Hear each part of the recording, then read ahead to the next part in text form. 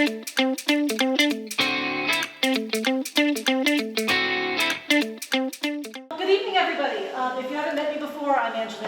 am the Chief Curator of Poster House. And thank you so much for braving a massive storm to hear from all the wonderful people behind me. We put together this panel in conjunction with the Pushpin Legacy, which you can see all around you.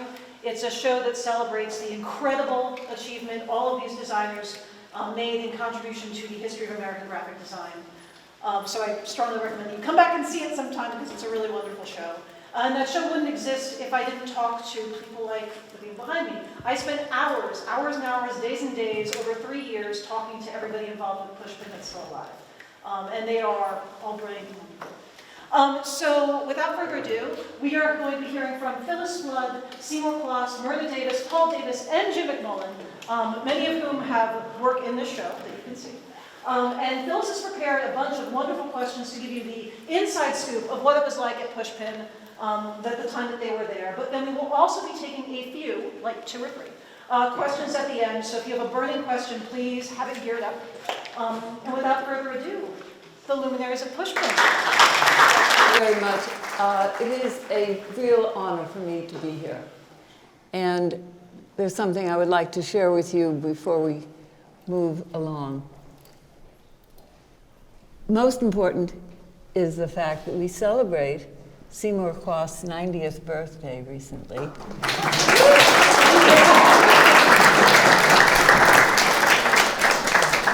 And it is a tribute not only to what we do for work that keeps us going, because the other gentlemen here are also people of a certain age.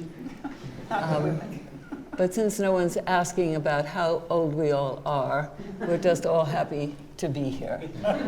You bet. When Seymour and Milton invited me to join Pushpin Studios, it was November of 1969. And I have to tell you that that invitation changed my life forever in countless ways.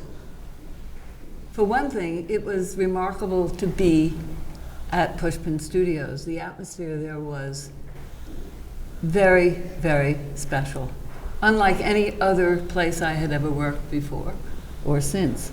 And part of it had to do with the fact that artists are of a special breed.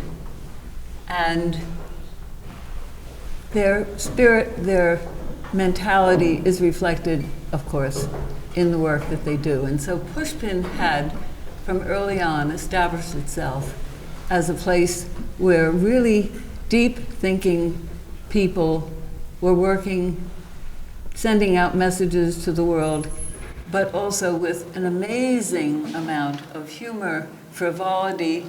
We weren't only just very serioso, mucho serioso. So it was absolutely an environment of richness.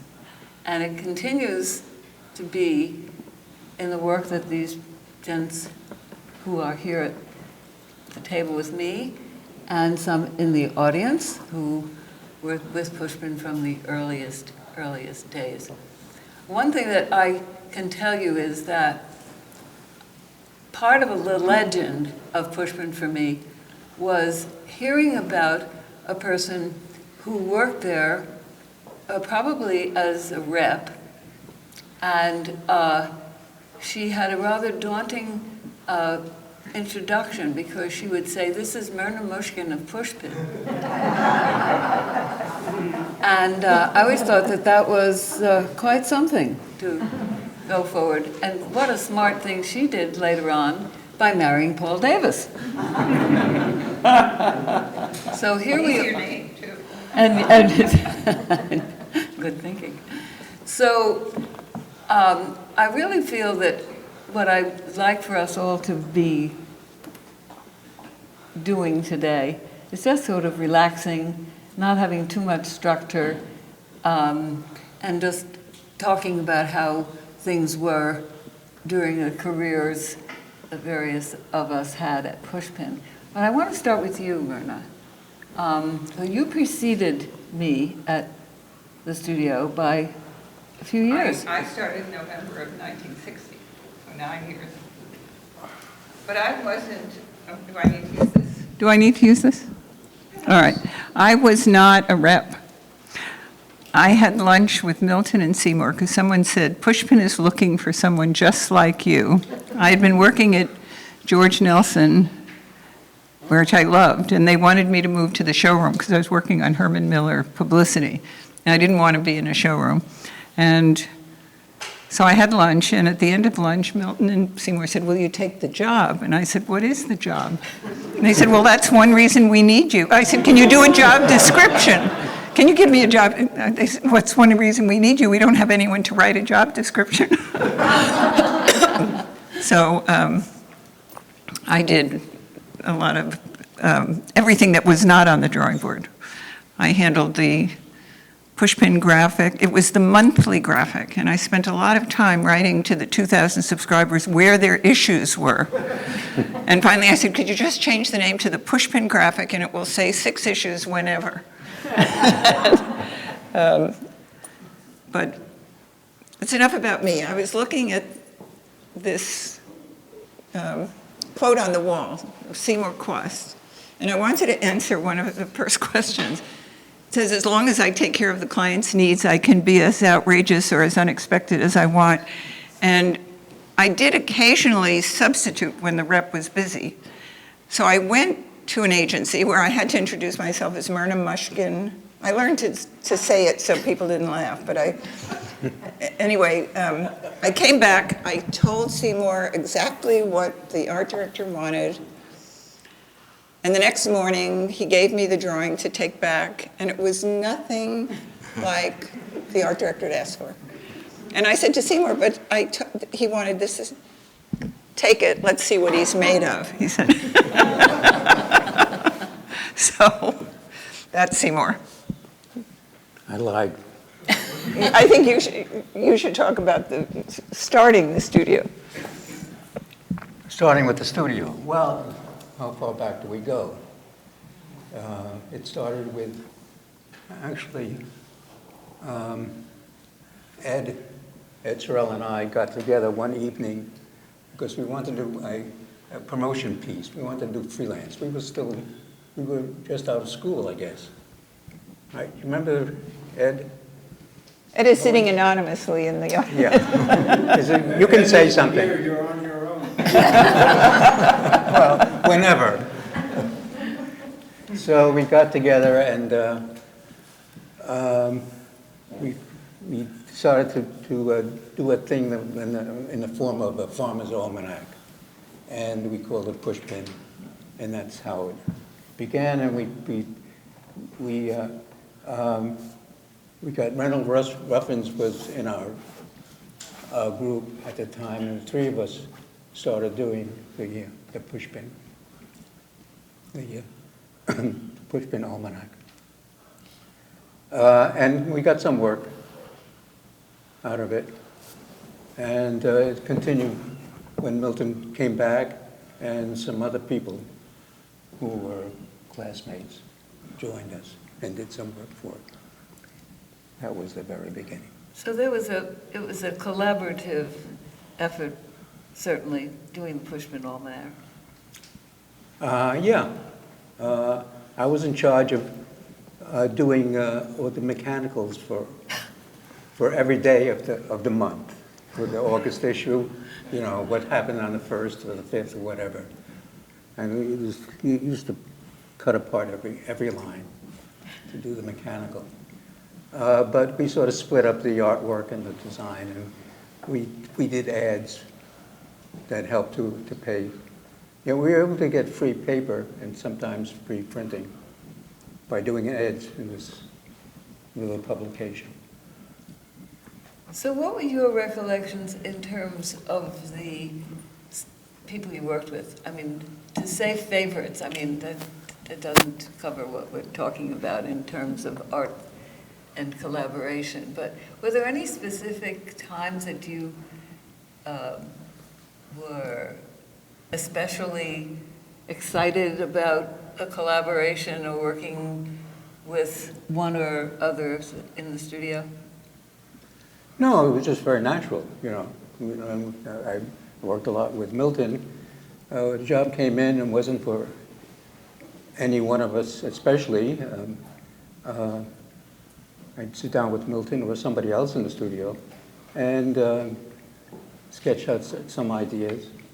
And eventually we came up with something, and that person who had the idea was the one who had to render it. And that's what went to the client. So in the early days, who took the work to the client? Was Myrna sometimes doing that, or how did you get out there into the big world? Yeah, well, we had agents close to when we started, and he took the portfolio around. And You said so Warren Miller, Warren Miller. who was a writer, and you said didn't like the name Pushman. Yeah, he didn't like it. He said it was too quaint. We should have a name like Wellington or something that was a little more serious. But Paul, Yes. would you like to tell us a little bit about when you were working at the studio and what kinds of jobs you were doing that you especially enjoyed? Why don't you talk about how you got hired? Well, yes, I should talk about. Is this Okay, is that better? microphone working? Okay, yes, it is. Oh, it is? Well, I was just getting out of school. Actually, I was on a scholarship at School of Visual Arts, and I was doing some freelance work with Sal Bouet, who's a designer. And we got a job doing a film strip, and so somebody had to go to Altoona, Pennsylvania, and make photographs and work with a photographer. And it took 2 weeks, and then we didn't have all the pictures that we needed, and the photographer said, "I'm going to just leave the camera here, and you just do whatever you want." So I was stuck there, and I didn't even understand photography, but I got fascinated by the factory we were working in. On half of the factory, there was automation, and then the other half these women were doing the same job, tying filaments, little gold filaments around vacuum tubes. And they had a big scoreboard up there about who was winning all the time. So anyway, I was out of school for a couple of weeks. And then when I came back, there was a letter from Silas saying, if you can't get to school, we can't continue your scholarship. And it was only 2 weeks before graduation, so I wrote back and said, thank you very much. I need to go to work now. So anyway, so I was out of school a little early, and I was looking for a job everywhere. I went everywhere. And in fact, after taking away my scholarship, Silas was very helpful with sending me to art directors and ad agencies, and it was a very friendly parting. But then I looked and looked, and it was getting into the fall, I guess. The best experience I had, incidentally, I had decided to throw out everything I had done, and I had these drawings in my portfolio that all looked as if they'd been done by a 6-year-old. And some of my teachers liked them, and some of them just hated it. George Cherney liked them, and Robert Weaver just hated it. And so I was taking this portfolio around, and I went to Time Promotion and went to see an art director there who was a German. And he was looking at my portfolio, and he went through about 3 pages, and he slammed it shut and said, "Get out!" And so then he chased me all the way to the elevator. And then I got in the elevator, and I was so happy that I had gotten a reaction. He didn't say, "Oh, we'll photostat something and keep you in mind," nothing like that, which I've been getting everywhere. He had a real opinion, and that I appreciated. Anyway, then at some point, it was getting into the fall. It was getting colder. I'd been temping at Red Book doing paste-ups. My friend Archie Goodwin worked there, and he was helping me, get part-time work. And I'd gotten married in the meantime, and so I had a wife, and I had a rent, and all of that. And then one day I went to see Sal at the end of the day, 4 or 5 o'clock, and he said, why don't you go to this place, Pushpin? And I said, who are they? And he said, well, it's right around the corner. His studio was on Lexington, and he said, it's right around the corner. Just go over there right now.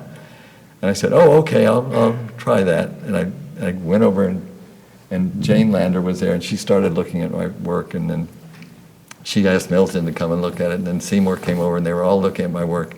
And Milton said, you'll never sell this stuff, it's too far out. And I said, I looked at your work, I'd just seen it over at Sal's. He just had some Pushpin grass. I said, your work is just as far out as this is, something like that.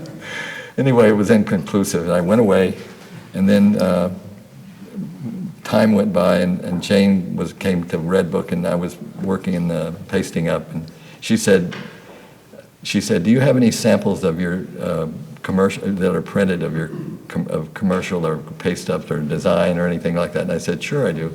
So I made a design portfolio that I had actually worked in an art studio in Tulsa, and I had done some things, and I had even done a little cover on a magazine. I had already had a drawing published in Playboy. And so I took all of the printed things and went back, and again, it was an inconclusive thing, and then I kept looking. I went to Good Housekeeping. The art director said, I can't promise you this, but I think I'm going to fire my assistant art director, and if you want to come here and wait for that, I'll give you the job. And so then I went directly the next morning and called Seymour, and Seymour answered the phone. And I said, Seymour, if you don't hire me, I'm going to have to take a job at Good Housekeeping. And Seymour said, can you start on Monday? And that's how I got the job. And then what? Go ahead.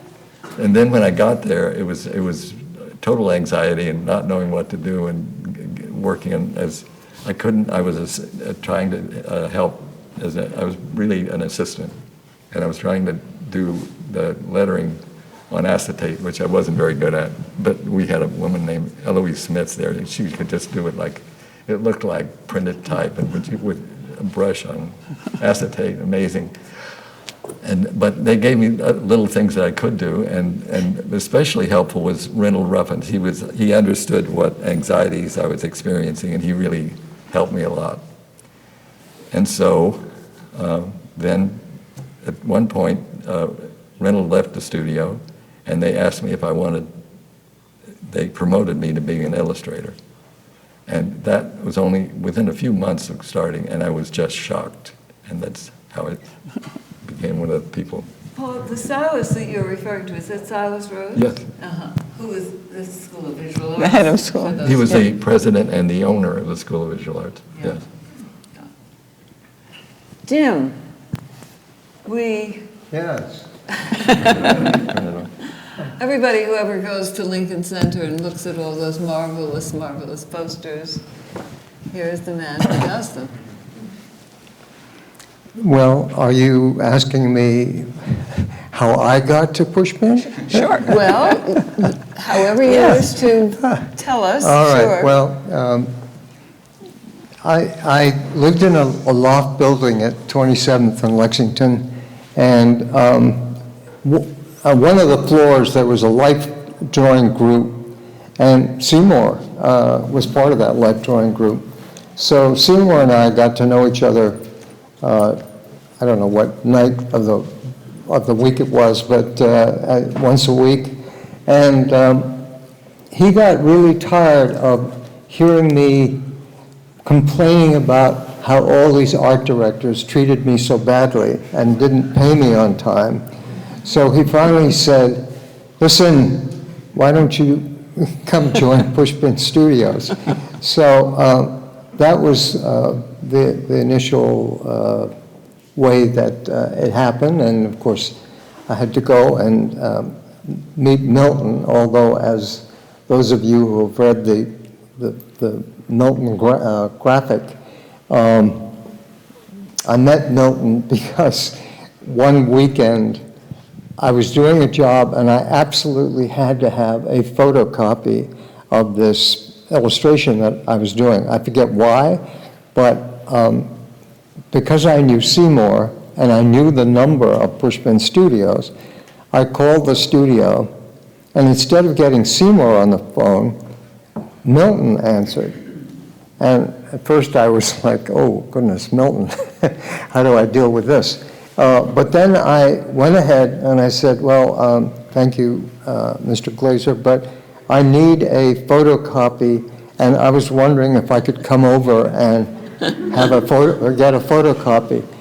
And he said, well, I have no idea how to run the photocopy machine. It was a photostat machine. Photostat, I'm sorry. No photocopies in 1963. Yeah, right, photostat machine. It was this little hut in the studio that you went into and you did something mysterious inside the hut, and then you got a photocopy.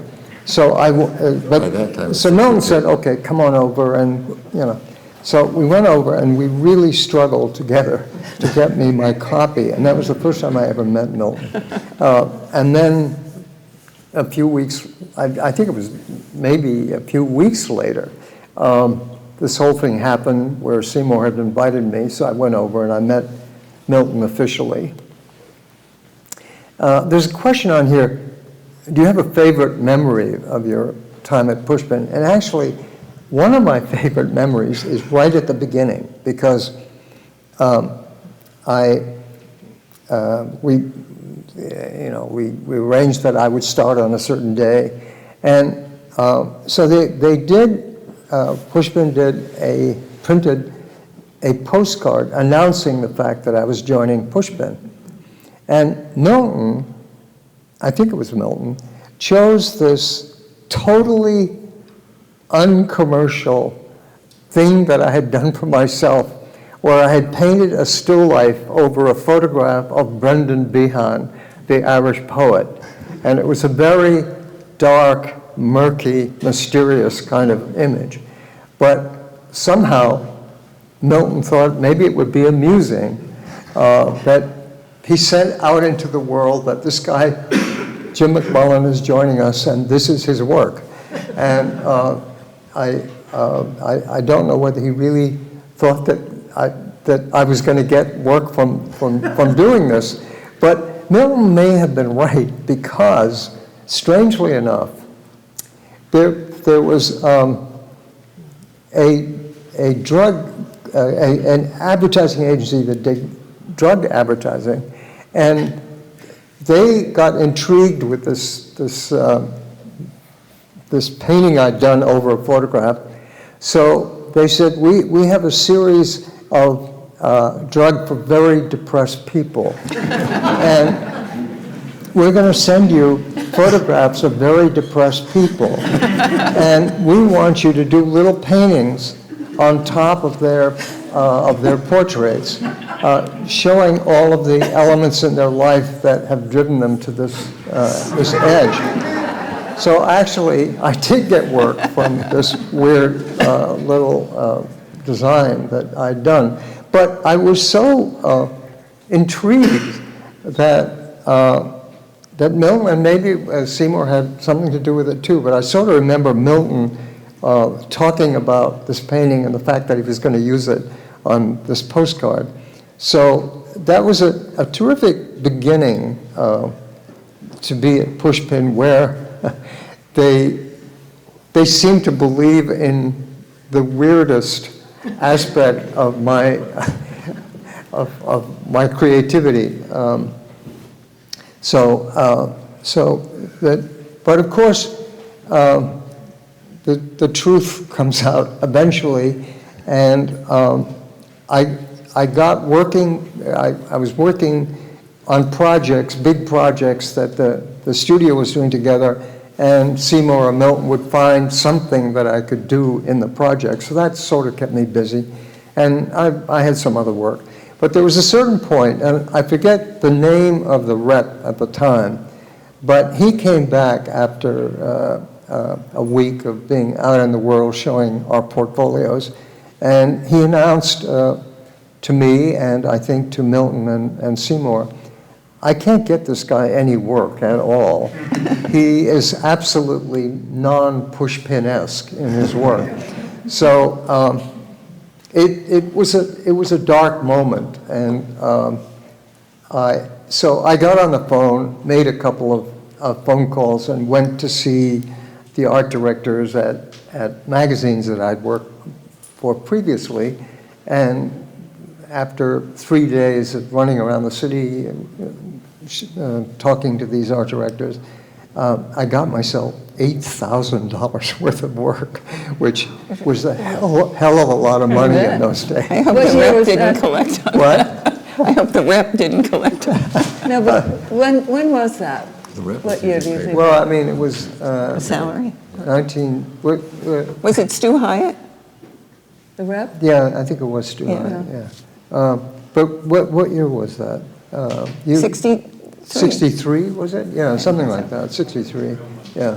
So, so anyway, it was true that I was not Pushpin-esque. You know, one of the things you talk about is the fact that the advertising agency played a role in selecting you for the pharmaceutical ads. So the art director at that agency had to have been somebody who had good taste, at least foresight, in seeing that this could be very, so it brings up the question of working with different art directors. Do any of you want to talk about that, in particular instances where the art director really was the prime mover, or in some sense made it better, not just, you know, the times when somebody would call and say, change the color, and the, you know, but really had input? Paul, is there- Well, we had lots of friends of the studio were, I mean, Milton was friendly with Robert Benton and Henry Wolfe, and I'm trying to think of who else, but there were lots of magazine art directors who were, I began to get a lot of work from Bill Cadge at Redbook, who I knew because I'd worked in his, you know, under him there. And I think that we did have lots of, and Arthur Paul was also a good friend. So a lot of them were giving us a lot of freedom, and really letting us do a lot of things we wouldn't have been able to do anywhere else. Or can I do my? The pushpin graphic had a huge effect too. It was an unusual promotion piece, and it was one of the fun things that I worked on. And there were I had a card file about this size, a box about this size. 1,000 cards were art directors from agencies that got it free around the country and abroad, magazine art. And then about 1,000 subscribers who paid $3.50 for 6 issues. And when an issue went out, work came in. I mean, do you remember, Seymour?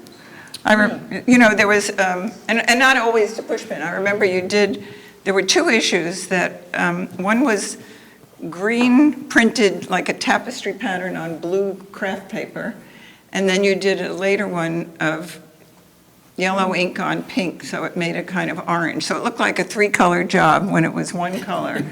And someone sent us a brochure right after either the first or second one came out, the same colors, only it was glossy paper, that somebody in Boston did for a bank, you know, that they had just taken the whole idea. Yeah. And Heinz Edelman, who did Yellow Submarine, was a subscriber. And the Blue Meanies, I swear, are right out of Seymour's work. Yeah. Lucy in the Sky with Diamonds looked just like some drawings Milton had done of Barbara Nessum dancing. I forget what it's called, where you do the outline of a photograph. Rotoscoping. Rotoscope. And so I think that, and you got a lot of work when they did, there's a pushpin graphic on the wall of which you could talk about, you know. The wooden targets. The wooden targets, but a lot of work started to come in after that. Yeah. The pushpin graphic, I remember thinking it was published regularly on an irregular basis. A sporadical. I remember one that Seymour did on the south, and there was a bullet hole through. I think it's in the show here. Yeah. So the idea was that pushpin people were not afraid to take positions politically, and a lot of anti-war sentiment and so on. And when you think what pushpin started, see, was really contagious. At first, you know, the idea that everything in the world didn't have to be Helvetica as a dreary typeface. Yeah. And the notion of marrying illustration with type in a way that was more compatible. Yeah. You know, it was crazy. Years ago, I remember advertising agencies, the copywriters were on one floor and the art directors were on another floor. That's right. Never the twain shall meet. Ridiculous. You know, the idea of putting teams together. But I just love hearing these quaint stories, Jim, about getting the photocopy done. I mean, now look at where we all are with all this mechanized. Milton, of course, has written a great deal about how important the relationship is to our clients. We have to have great clients to do great work. And I think that when any of us look at the work that we like the best, it is inevitably for clients that we've had a special relationship with. And the other thing is that clients that you work for over a period of time is incredibly important. I mean, at this point, I can't imagine doing my Lincoln Center posters for another theater because the sort of history of my relationship with the people that I deal with there brings a certain trust that is very hard won. I mean, it's like family trust or something. I mean, we also fight like a family too, and they give me a hard time, but they give me a hard time within a certain context that you understand. And so great clients are like a treasure that we find, right? That's right. Well, my 2 or 3 best clients have been Joseph Papp and certainly Olivetti, Giorgio Suavi, and Who you met through Milton. who I met through Milton. And Seymour. Yes. I mean, at the. We all had a show in Paris in the Musée des Arts Décoratifs. Yes, And there were about 40 people who went over for that show. 100. 100? In fact, I remember very well. By the way, this photograph is from the catalog of our show Yeah. at the Musée des Arts. Yeah, And there were 100 people. I remember because... from the studio, a connection to the friends studio. and, yes, Jerome Snyder went and we had a football game there at the Tuileries. And I remember very, very well the day that we had to unpack the show. And if we had waited for the Louvre gents in their striped jackets. It never would have been done. It never would have been done. It was a remarkable experience. And the reason I know about the getting everybody there was because my brother was in the travel business and organized the charter. And so it was Well, quite... we went. We all went. We all We went. didn't go on the Yeah, charter. that was Oh, we a didn't. fun We went to- flight. Oh. We It went- was. Yeah, I mean, switching seats all around and talking to different people. Well, if you think that was fun, that was my first big assignment with Pushman, putting the show together with the catalog and so on. But the real challenge was dealing with all of our very special friends. I want to stay on the left bank. I have to be on the right bank. No, I want a small hotel. No, I want to be. It was really, really amazing. Yeah. But what a time. And when I tell you that my life was changed, clearly, that was one of the most extraordinary projects I had ever imagined being involved with. And it was, and you know, we look at ourselves here, it's charming, right? To see how It's these frightening. gentlemen, know how the gentlemen were in 1970. There's Paul right over there with the I sweater. didn't- Jim. I And Jim didn't right get to the here. shoot. I was We still haven't changed a 10. bit. Yeah. So there, but the idea with, in terms of the art directors and having Yeah. that sense of not more than camaraderie, that they really understood what the hell you were trying to do. The good ones did, The good sure. ones did. Sure. We worked together, Seymour and I, very closely on the Forbes project. And it was really very interesting because the art director for the agency was the least interesting person, but Malcolm Forbes was an extraordinary client. And so and he was right on top of what was going on. So those days were really, you know, my recollection is you really enjoyed doing that series of posters. Went on for several years. Yeah, but the art director would do a sketch, send it over to me, and then I'd have to redo the sketch. And we'd go back and forth a few times. But there was always the line, yeah, there were a couple of posters there, and the idea of these posters was there was always a folded copy of Forbes magazine that formed either a baseball bat or skis or something that became part of the illustration and the poster. And then there were times, of course, when it was frightful if you had an art director who was really impossible. There are a couple of people come to mind that I shall not name, but who would really make it difficult to try to get the idea across. Well, you know, maybe you should do it this way, but no, because of certain reasons. But I remember one time, it just struck me as so ridiculous that a particular art director held up a book cover design. There were a line of desks in the agency where the secretary sat, right? And held up this cover and said to the person at the very far end, "Can you read the type?"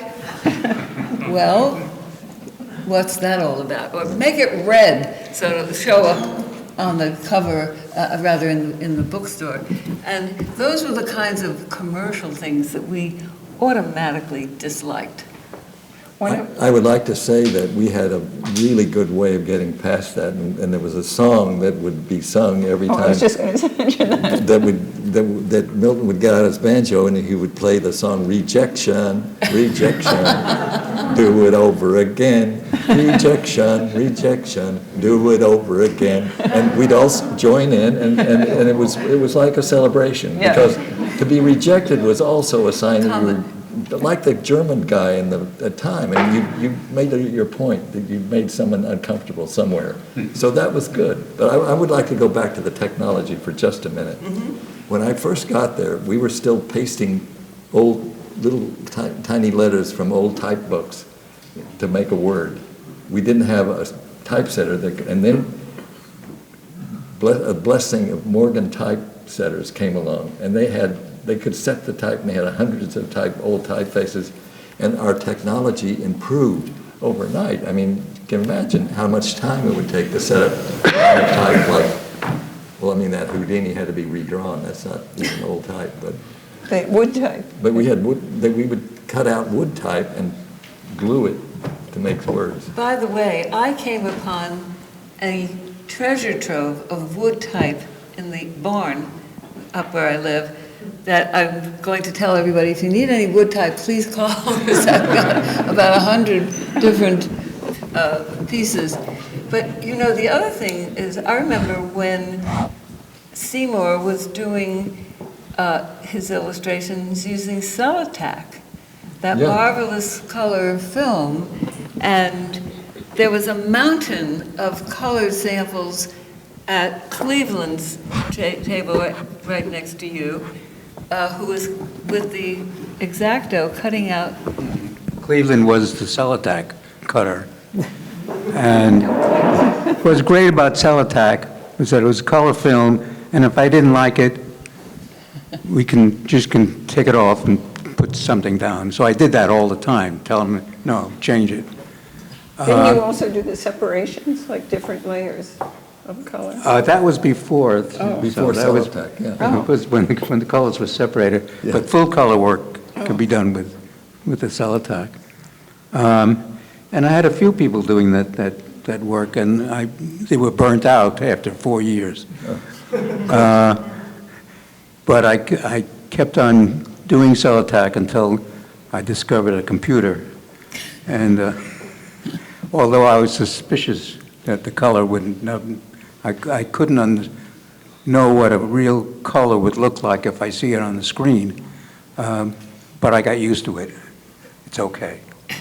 Well, I think that Pushpin was sort of dragged kicking and screaming into the mechanization of this whole world of ours, because it was just, it was foreign to everybody. I mean, who knew? I remember the first time we were doing a layout for Time magazine, and we were up there at their office, and my God, there was suddenly this thing, oh, you don't like the headline here? Well, we'll just move it over there, and then we'll take this, and within seconds, all this happened. In the old days, the guys were sitting there laboring over, with very fundamental tools, trying to cut and paste and do. Now, of course, cutting and pasting. I remember they once ordered a curved type, but it was about $300, which was a lot then, just for this one sheet. And Prototype. it was a little big, so they had to take it into the photostat machine, reduce it, cut it apart. It was so labor intensive. Mm-hmm. And of course, the amount that was earned on some of these jobs was staggeringly low when you considered the labor intensity in many of the projects. Is it ridiculous? Who was saying, we were talking earlier about that film, Jim, was it you were working on that job where it was the Film strips. the film strips? Yeah, and it was, what was it, $8,000 or something? No, I didn't. Oh, you? I didn't. I thought it was- You mentioned the film strip. I mentioned the film strip, but I think that was what we were talking about earlier when Ed said they were getting $15 a frame. for some film $15 a strip. frame, incredible, incredible. I'd love to just talk about what a fun place it was Yeah, to this- work. you just read my mind. It Yes. was, I had a few jobs, I felt like I was really advancing. And I got to Pushpin, really 5 years was a standstill, but it was so much fun. I felt like I was at the red hot center of things that were happening. Peter, Paul, and Mary made their first record cover was photographed in the backyard of Pushpin against this brick wall. And then I heard Mary sitting on the receptionist's desk talking to a friend, and she said, "They tell us we're going to be famous." And they were. And Tiny came. And Tiny, I got to do the first recording. I mean, Milton arranged it, but of Tiny Tim. Shirley Glazer had found him in some club in the village, and it was I have to look at it was 62 or 3, and he had shoulder-length hair, his face was powdered with cornstarch, and he had taught himself to play a ukulele sounding just the way his parents' records had sounded, which had this vibrato. Mm-hmm. So Milton rented a recording studio, because there were paper records at that time, I mean plastic, that you could bind into a graphic. And we went over, and then Milton had me edit the session, and Tiny Tim was so thrilled. He said to me, Miss Myrna. And so, he was just very effusive, and there was no accompaniment other than himself. I mean, a year or two later, he became a star, and then there was a big recording with, an orchestra.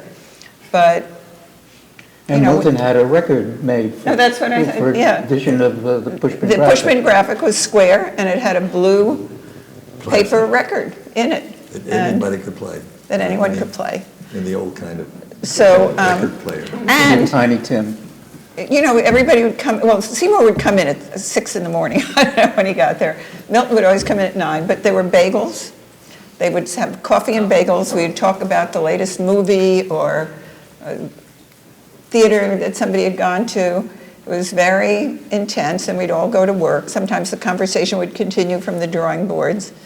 And there was always something to learn. You know, it was just a fun place to be. And I think that spirit has always been part of Pushpin. Well, Milton would take out his banjo every time he finished a job, Yeah. right? It was a way of relaxing. We had a lot of lunches in the backyard. Oh, at lunchtime, at noon, Stella Dallas used to come on the radio, and we really got into that for about a year, I don't know, listening to Stella Dallas and getting all involved with the characters, and then after that we'd go out to lunch, and then we'd go to the bridge company, and that's where I found my breadboards that I painted my wood paintings on. Well, there was also the building on 32nd Street came afterwards. I found that You building. found that, which had been a Tammany Hall Yeah. clubhouse or whatever next to a school. So it was always very noisy at midday. But yes, we had a wonderful library in the middle, and the idea of hanging around the coffee machine in the morning and having bagels or Danish or whatever it was. But we once had a gentleman work for us who was Japanese, Hiro Miyauchi. And he was a remarkable fellow in that I complained one time about having a backache from lifting some heavy portfolio in and out of a cab. And he said, "I fix it." And we pulled out the brown paper that we always used for the illustrations to cover them. And he said, "On the floor." And I lay down, and he walked on my back. And we thought, well, wait a minute, this could really be something. Maybe we have an adjunct business here. There was a benefit that came with the job. Exactly. And there were lots of benefits that came with the job. And you know, the other thing that was quite wonderful was when New York Magazine came and occupied some of the floors in our building. I mean, there were just all these amazing characters who were in and out of the studio. Clay Felker was a remarkable presence, and so many of the writers who we all remember from New York Magazine. And then down on the first floor, there was a gallery, a green grass gallery. Hi, so happy you're here. And one of the things we did one time was rather crazy. We used to do these promotions, of course, with the Pushpin graphic, but also it was customary for studios and artists to invite art directors to come so you could show them the work and serve cheese and wine and all that stuff. And one day I had read in the New York Times that there was a glut on the market of chicken livers. And I had a friend who owned the 2nd Avenue Deli that made the best chicken liver in New York. And I had the idea of doing a sculpture festival, chopped liver. I remember talking to Milton and Seymour about this, and Seymour, you looked at me and you said, "You're not going to make the chopped liver, are you?" And indeed I wasn't. Over 300 pounds of chopped liver, which turned out to be a great medium for sculpting. And we had this amazing show, and the thing that was so totally remarkable was that the spirit of the artists whom we invited to take part came through in chopped liver. I mean, it was just... Right. I did the PR. The title was a schmaltzy event. And Channel 11 came with the cameras and filmed it. People magazine. Oh, everybody, Yeah. yeah, it was remarkable. It had extraordinary coverage in the press. Jimmy Grashow won the award with this sculpture. Yes, he did the, Oh, he, yeah, Jimmy what was- did the World Trade Center with King Kong Yeah. in chopped liver. And it did have an undercarriage of metal, but yeah, it was phenomenal.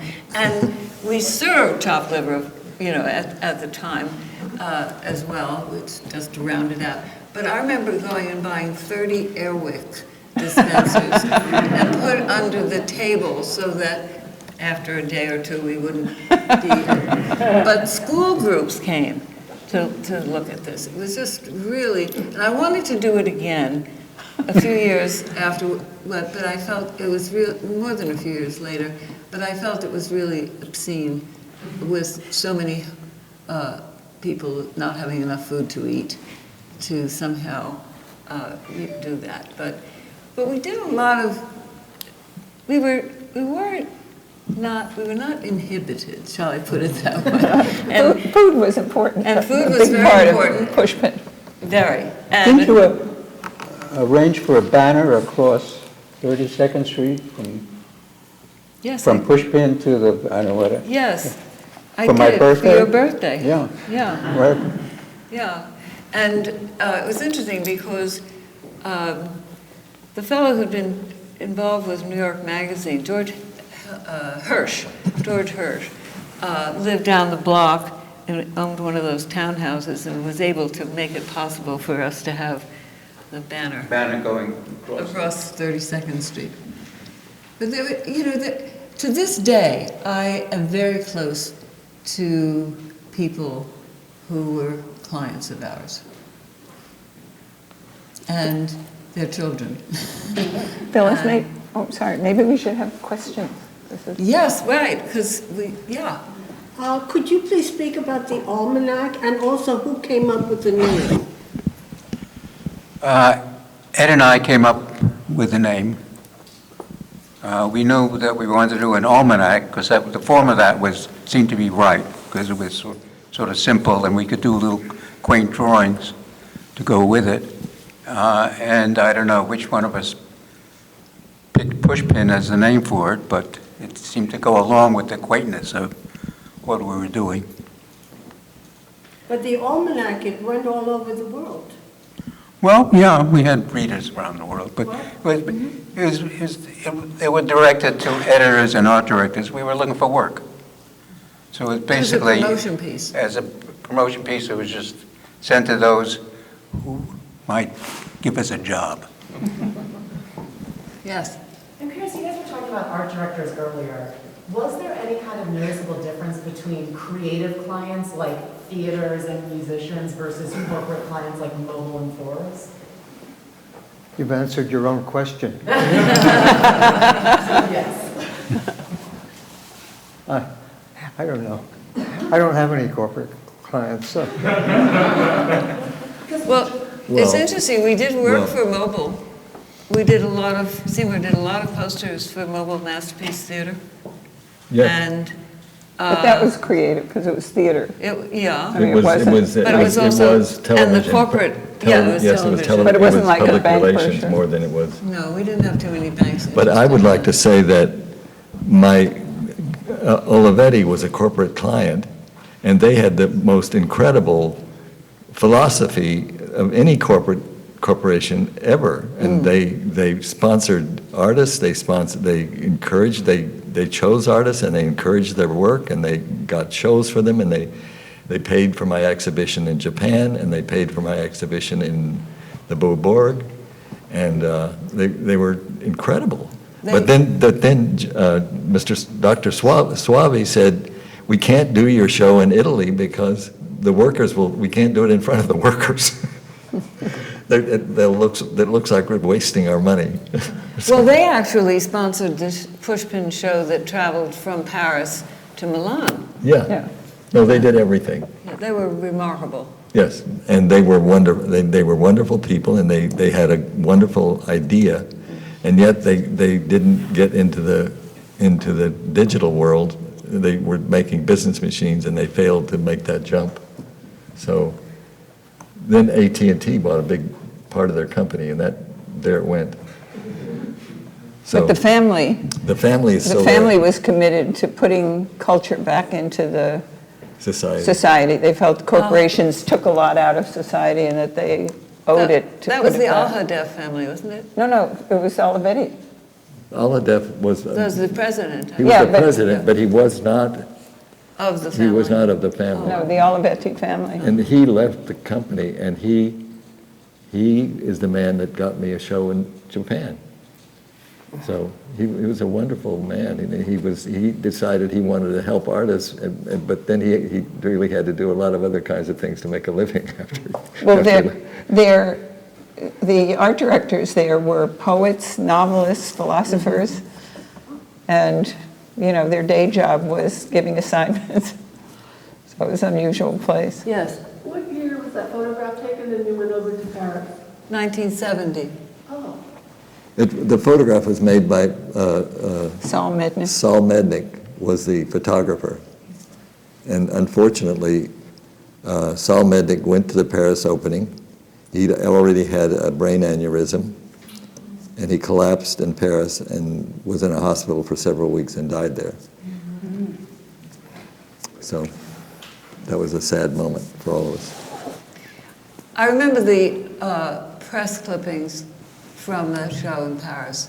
And it was really, we were a little bit nervous about how the French were going to receive an American graphic design crowd. And they were absolutely overwhelmed positively with the work. They were surprised that we were allowed to do such far-out things here in a capitalist society. But the critics liked the show. Very much. And it was huge. There were over 600 pieces. I remember I counted every single one, getting them out of those damn crates.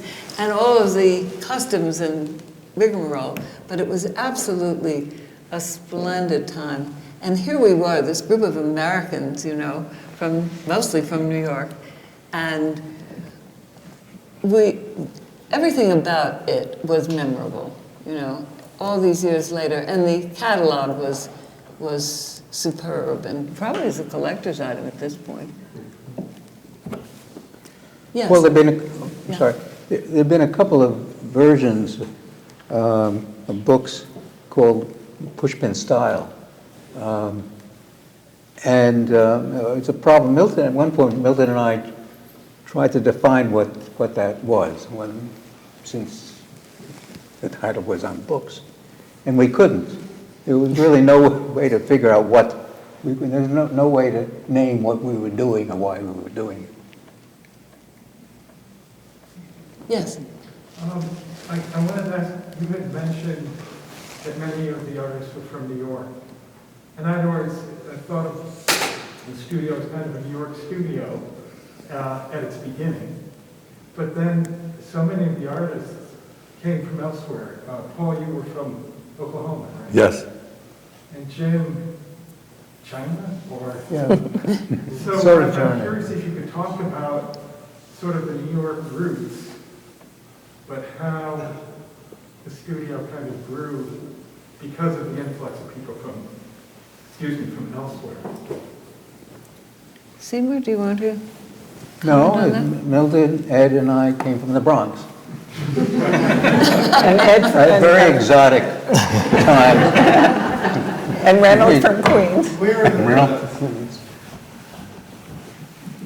Where was Where John in the Al? Bronx? I'm from the Bronx as well. Creston Avenue off the Grand Concourse. Ed, where are you from in the Bronx? 5 blocks east of the Concourse. And we never met. Myrna was Seymour, from Queens. you were, South or north?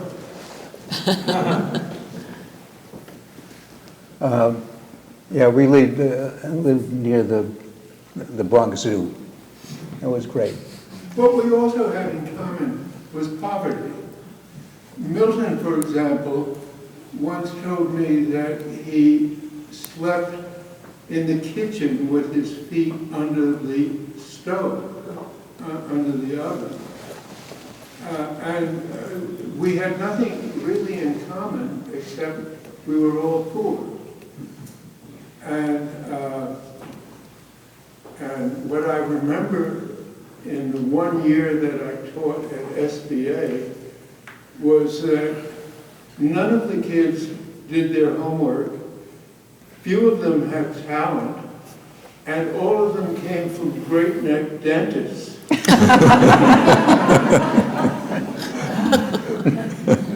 And I decided that being poor was really the way to become a good artist. Right.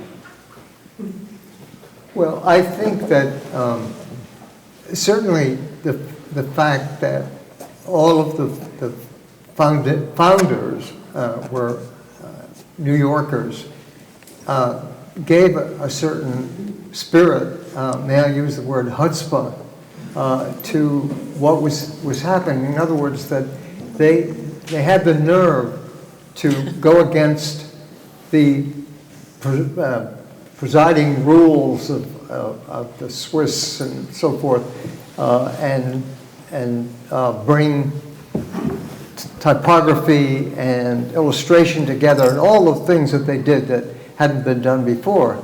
And so I was very aware of that, being from a very polite background, that it was great to be part of this group that was breaking ground in a way that made space for me too. But I think that that Seymour and Milton and Ed deserve a lot of credit for having that attitude to begin with. We were there when things were really changing. Illustration was no longer banal. Things were happening with typography. Magazine design was changing, and so we were part of that and reacting to what was happening. Mm-hmm. Yes? Did the style catch on quickly though, or was there a period when you felt like you had to sort of conform for a little while sort of maybe clients were catching up with what was going on? Did you have to, if you're saying you were poor, you were setting out, did you have to like take on jobs where maybe you weren't aligned with clients weren't sort of quite ready for your new style? What? Sure. Yeah. I mean, not everything was tailor-made to, we had to, on many occasions, change some element or whatever, of course, but Pushpin was such a powerful influence. You knew, when you looked at something that came from a Pushpin artist, you had a sense that there was real heft, there was thought, there was talent, there was all of the elements that were required to make something that is memorable. But certainly, I mean, there were probably, one of the things is, like, what is the worst experience you ever had? It would have been when the job was rejected. No. No? We had a big job when I was there from Neiman Marcus, which was a multi-page magazine insert in major magazines. I'm not sure where it went, but it was page after page after page, like a... On fashion? It was I remember little boxes and It was all kinds of products. It was all kinds of products and all kinds of drawings and illustrations, and it was really like a Pushpin graphic in a lot of ways, but Stanley Marcus was really a great client. So that was not rejection, that was No. total acceptance. No, Yeah. no, it's not an exception at all. No, I mean, acceptance. Acceptance, no, yeah.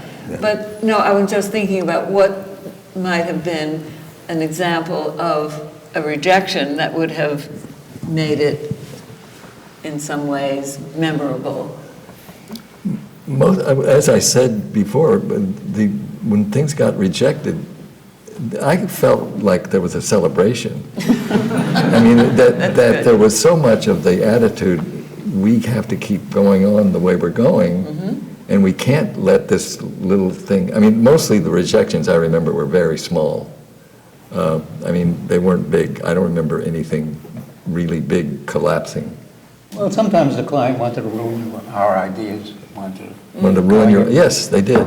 At that time, often we said, okay, we'll just take the money, Yeah, you know. yeah. We just do it. Just Because finish we're the job and get it out of here, Yeah, right. Well, I'm sure that happened. I don't remember much of that, though. To me, I was only there for 3 years, and I wasn't, I don't know, Yeah, because those art directors had seen our work because we were pretty good at marketing without promotion. So the art directors weren't surprised at what we did. It was yes, their client yes, that often made us, or sometimes made trouble for us. yeah.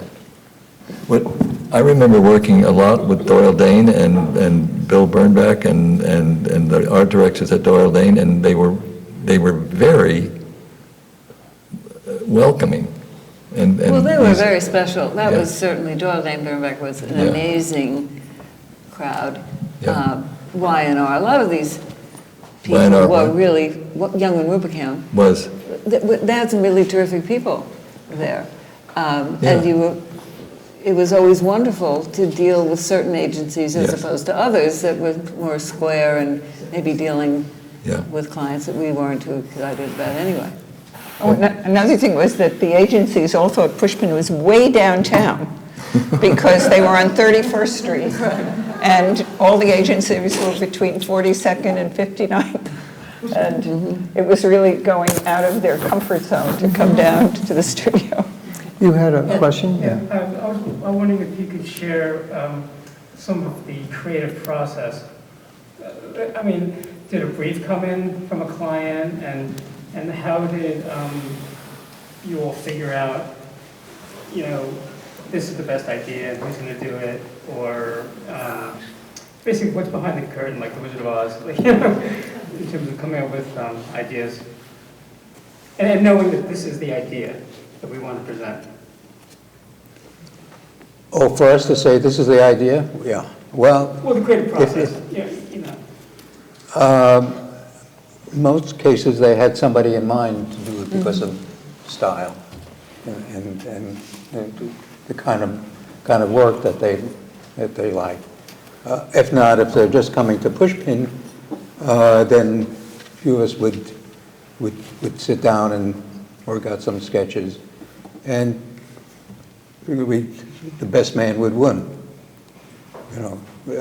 We'd go away working with Milton. We'd be together for about 15 minutes, and then we'd give up after making some rough sketches that we didn't care about. And then we came back after lunch or whatever, sat down, and all of a sudden it happened. And it became obvious what we were going to do, and that's the one we pursued. Yeah, I guess maybe more specifically, we all know as creatives, like committee art direction is usually really horrible. So you work very individually, I guess, because if somebody had somebody in mind, or would you sort of present work within Pushpin, the group, and say, what do you guys think? Or what do you? Well, the idea was important. And so when we got the idea, then probably 2 or 3 of us could do it, or more. I don't remember there being a sort of round table about looking at sketches and doing it together like that. No. We never did. I mean, my feeling is that most creative work is done where you go off and you think about it and you do sketches and you come up with something, and there's no hierarchy of people involved. I mean, it may be different in different places, but so I don't know whether we're answering your question or not. well, No, I mean, that's what it seems like. I mean, the work obviously reflects that type of energy. I just wasn't sure if it actually was that way, that's all. So you answered my question. most advertising jobs came in from an agency with a sketch, Oh, really? With a what? to me. With a check? With a check. No, the ad agency would send a sketch Was with a done by sketch. the art director. And I remember I was doing a lot of drawings for a bank. I don't know which bank it was, but the art director was a cartoonist who was so good that I hated redrawing the things. But all I had to do was copy what he did, and those were quick, and I got him out of the way, and this is my job, you know. But that was the only thing I remember, like, yes, back there. Oh, no, I was just going to say, we have time for one more question. There's somebody We're all having a there. great time, I'm Yes. so sorry. Okay. Yeah. When you first started, you started as visual artists or primary illustrators, and then you became interested in typography, in other words, the integration of both. To me? Oh. What was that, I'm sorry, the question was? You start out being an Starting artist. as artists and As then, artists or primary illustrators, and then when you felt the need to incorporate typography and become a whole item. typography was, I always loved type along with the drawing. They came together. My mother was a linotype operator. My father was a linotype operator. My uncle owned a newspaper. My grandfather owned a newspaper. there it is. We had type everywhere, and they all ended. My dad wrote a book on the care and maintenance of the linotype for his thesis. But he was going to an evangelical school, and he became a Methodist preacher. There is a message in that, indeed. Indeed. Well, thank you so much for coming.